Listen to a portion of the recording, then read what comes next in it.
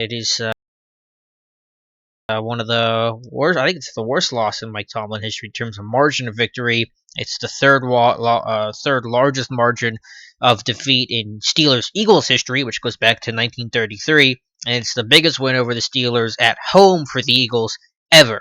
Again, dating back to 1933. Now that past doesn't really mean a whole lot, as in what went wrong in this game, which is our focus point for why we do these things. These post game kind of wrap up review, initial thoughts, but it just kind of shows the magnitude of how terrible a loss it was. And I'm with you guys. I'm at a loss for words of what happened.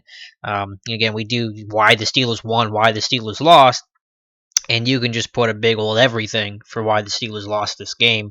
The offense scoring 3 points totally out of the blue. This defense giving up 34 totally out of the blue, though you understand the offense not moving the football very well. You're going to give your defense more times out there, more chances for them to score. That does not excuse the defensive plays, but that might be one reason for it. The Eagles had almost 35 minutes time of possession. I thought one big thing was third down. And overall, the Eagles' number does not look great. I think they finished, I forget what it was, 3-9 or 4-10 or somewhere around there. But they got a couple 3rd and 10, third and long conversions, including one at the end of the first half, which I thought was a really key play. It was a tight end screen to Trey Burton on 3rd and 11 with about $1:20 left. If the Steelers get a stop there, they can burn a timeout. They were going to use their timeouts to get the ball back with time at the end of the half, maybe try to get something going, get a little momentum, a little confidence, a little kind of fear with the Eagles, going into the half, even though the Eagles were getting the ball to start the second half. That didn't happen. Eagles don't get any points in that drive. I think even the Steelers got the ball back, but by that point, there's very little time left, and you can't do anything with it. So the Eagles got a couple 3rd and long conversions. We talked about it. Steelers were the best or second best defense in 3rd and long, 3rd and 6 plus, and the Eagles were one of the worst offenses in 3rd and 6 plus. And that kind of flipped today. So there's one good number for you. Red zone, the Eagles did well. Steelers defense had been great the first 2 weeks, 1-7 in the red zone. Eagles, I think their first 2 trips down, they ended up getting points. I forget what the final number was, but I think they were 3 or 5 or somewhere around there in the red zone. But they got the points early when they needed to kind of build that lead, change up the game plan, really put the pressure on the Steelers. Penalties, again, uncharacteristic offensive line, which had played so clean the first 2 weeks. Only one penalty. They were penalized, I forget, 3-4 times. Al Villanueva got penalized twice this game, one for a hold, one for a false start. He was penalized one time all of last regular season. He's a great technician, plays clean, didn't show up today. Sacks, 4 sacks. It's the most Ben's been sacked since November 2014. More than all of last season, even though I know Ben was in and out of the lineup. That was a big concern. David DeCastro don't have a good game. I know the Eagles' front four is really tough. DeCastro and pass protection overall this year has not been where it needs to be, where it should be. I don't know the reason why, but it hasn't. It's not that he's not trying. Some people are trying to say he's sitting on his contract. It's furthest thing from the truth, but it's not really there, the execution of it.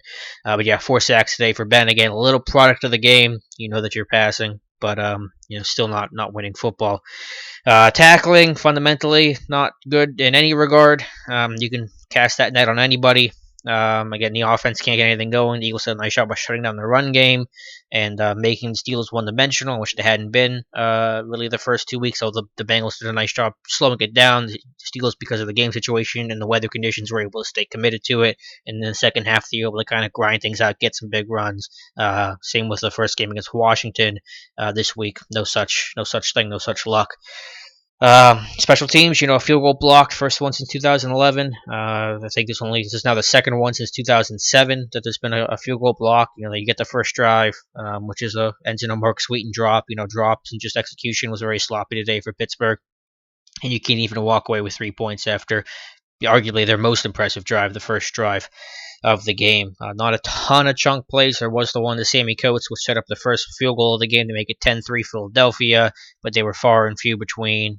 Wheaton struggled. AB had a nice stat line, but he didn't have any super impact plays. I mean, he played well. It's not really his fault, but the Eagles were able to contain him the best that you can kind of contain Antonio Brown. Weren't able to really pick on anybody in that secondary. The secondary played well. I give Jalen Mills, Malcolm Jenkins was all around the football today.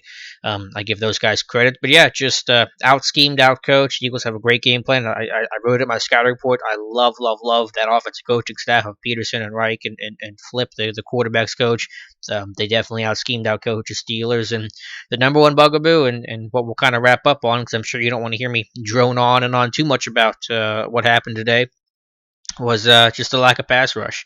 One sack in 3 games. That is the first time, because they've been tracking sacks since 1982, that's happened to the Pittsburgh Steelers. That's not winning football. That's not how the Steelers win. It's not, that had never been their model. It will never be their model. It's not any team's model to not get a pass rush. And the pressure, it came in some very small doses today, but even when it did, like the Stephon Tuitt pressure on that little stunt he ran with Cam Hayward, turns into a big touchdown for Darren Sproles. So Wentz was able to extend the play, which is a credit to him. But the outside linebacker's just not cutting it. One sack, not a whole lot of pressure. James Harrison got a little something going on one drive, was able to beat Jason Peters a couple times, but just far and few between. And the Steelers don't win Super Bowls unless they have a real dominant pass rusher, and they get a lot of sacks. And one sack in 3 games, it's bottom of the league. It's very, very last, only team with one sack. It's frustrating, and we pointed that out even before Dupree went down, and definitely after Dupree went down. So this is not a hindsight, okay, the Steelers lost today kind of thing. We knew the lack of pass rush was going to be the big issue, and I wrote about it in early September. Put an article up on Steelers Depot this morning. Either it's gone up or it's going too soon. I don't know when I'm going to put everything up and schedule it. That said, as soon as Dupree went down, we talked about how it threatened the success for the Steelers. And although Hayward and Tuitt have been home runs and they can get pressure themselves, it still all kind of starts and ends with the outside linebackers, the edge guys. Keith Butler, I don't know the exact percentage of blitzes. Obviously, it wasn't a lot. I don't have the exact number, probably below the norm. Maybe part of that was just because one success against the blitz. Maybe part of it was the team wasn't tackling well, so it's hard to blitz and bring those guys when you're not trusting your guys to make the tackle if the blitz does not get home. I don't know the exact reason. We'll have to go look at it again to maybe get some semblance of how often and what all happened in that regard, but certainly not a good game for Keith Butler, not a good game for anybody on this team. So yeah, and the edge rushers aren't going to get a whole lot better. You do get Bud Dupree back, hopefully for week 9. But it's going to take him some time to get back, and you really don't even know what you have in Bud Dupree. You were hoping to find that out this year, and obviously so far you haven't. So it all starts and ends with the edge guys, and the Steelers roster construction of that has been pretty poor. That's why I've said time and time again, first round pick next year is probably going to be an outside linebacker, just because they don't have the guys. It's a very uninspiring group. They're not terrible players. They do things well. They play the run well, although run defense was another issue today, which is maybe one of the more puzzling things of the Eagles' success, especially running on the perimeter. Again, part of that was some of their window dressing that they did. I'll give them credit for that. But those guys are play well against the run, Moats and Jones and Debo.